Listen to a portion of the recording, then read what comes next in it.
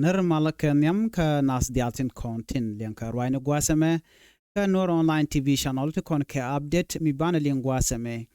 update mo misha gor no mi gor no de nywa yakel anda mandune chan kon nyamale ya no rwine gwasame bana rwine ti bana ka link ka do badan en to ken keje gwasame chala do ne shi native konila kume nyen kirma yadit wa ken jikana gor no bi ken gok ke makwai tut wa gor kano de ken gup no wa ken jikana la ne ne jikana lat ken de konte la jikume en wone ne akeni antame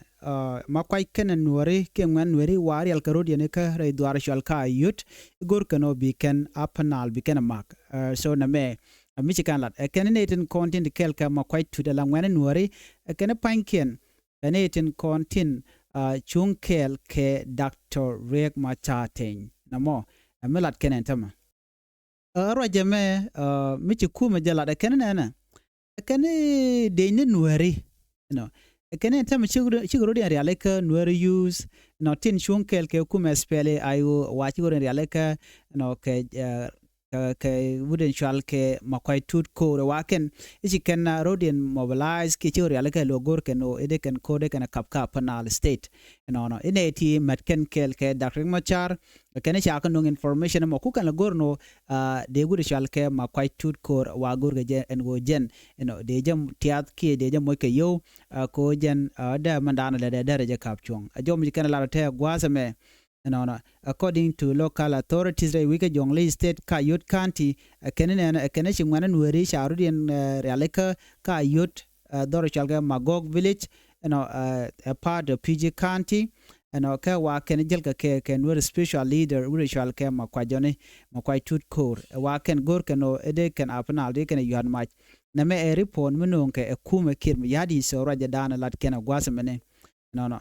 midde kon right tin la PG county san ngajin wone ne ci korje tok tin ko pen te kon de payu to kom di teten en ngay kon dial madan le rode re wicin binemi ano ne dial shirmen ngay kon no kuma gore je no der no de ke displace gondi ken kon tiktin ka ngay kon ben wo to ga ne shang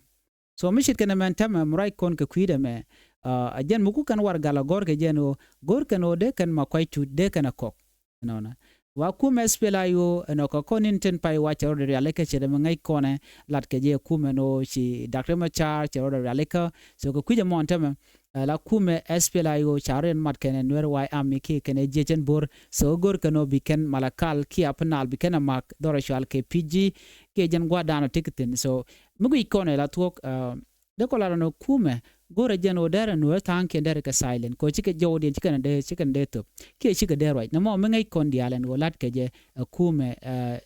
dung kirmi yadit so mi chita na mo leden tama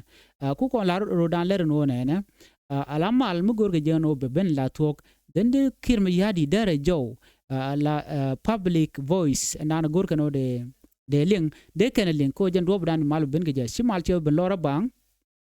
echa mal che jenok so kurdana to ka panal state me channeling chikona ngaje no pan ka je chikor che to dorashal ke tonja chikori to chanakenen so ne ka pai rewe dan la February chikona ngaje no kor choro tuk na nasir choro de tup wade dan shi ngwane nuari kene je kirma yadi chiginyen are kore dan chikonte ko lat ko den ten chanakenen ya te rik ngwan lung to la rodian so ko kujamo chagu jenu and kore me ko je to ka nasir badil we wonyam kum kirmi yadi so gu kana no me chan wer kon te nasir cha ka ma ke chikan kanak chen ne gadan na na gaje ken to benwer ko ken bugrian mobilize ki bugri aleka be kanetin kontin lan wer tin te nasir no bi ken kalwa ka cha gore ken no den wer kon te nasir de kalwa jenta ala gor no de ken wer te ya nak dorien kerme kon ngajen ne cha kon level ke part ni dangro ya kon put into two categories awate ke Nuer loge kirma yadit ke Nuer te no ke kirma yadi jan dobe down e cha kon level ke je ai kon me cha lade ne so ene me karwade nyu de jeno kon cha kon goro en gode kon da ke jem la yana ne tam mitira mu chu je rode me lar tok Nuer kon te kel ke kirma yadit ba jogo no jang yote ba tok da pat ba jogo no bine so ne me ngunyo dama wa Nuer ye na kel keli chwaru dun reale ke chwati ke unity ko dong de yen kume de yen le George ke de yen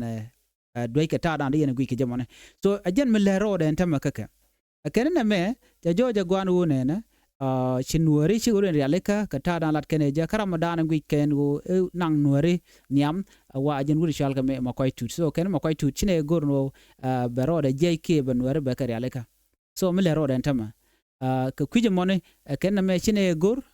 ka mishit kana mone ka jom chalat gwasame te ram churai gwasame wun mishal ke jem chol jek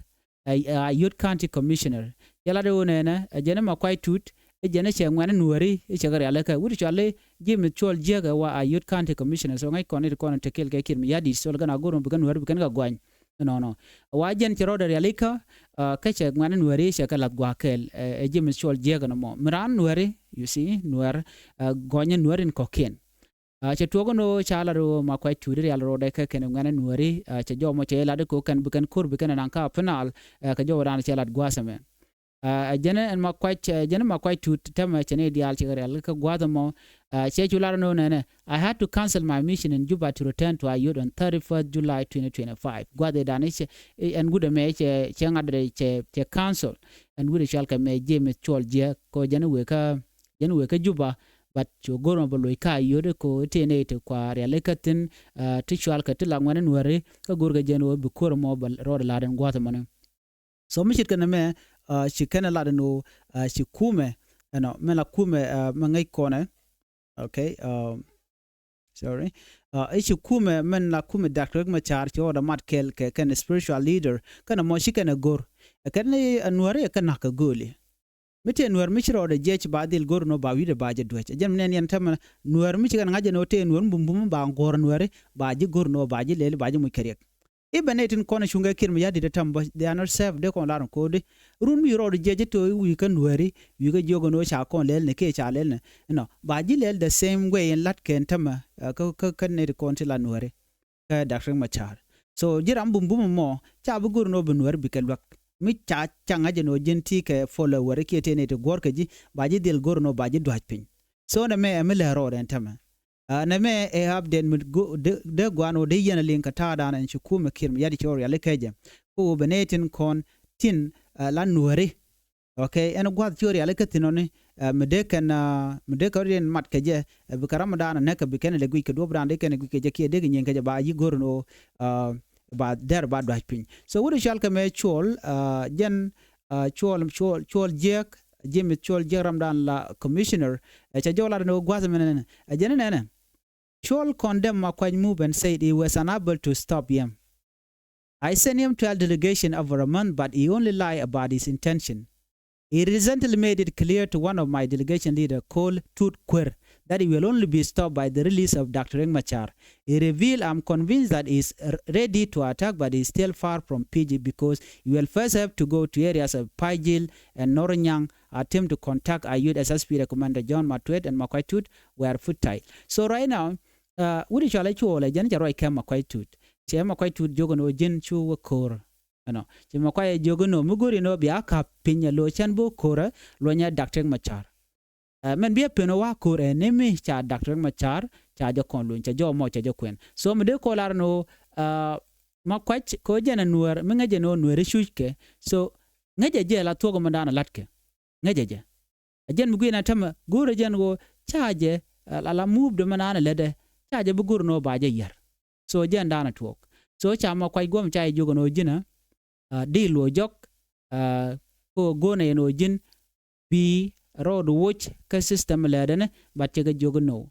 bia Dr. Machar bia ja konluñ and then bakula pel and gwad dana waten again information dan le road me ka jen dana gorno de nyoga yekel bana nyoji ka le rodien suje peru jino bi nyane ko ken bia ta mal babay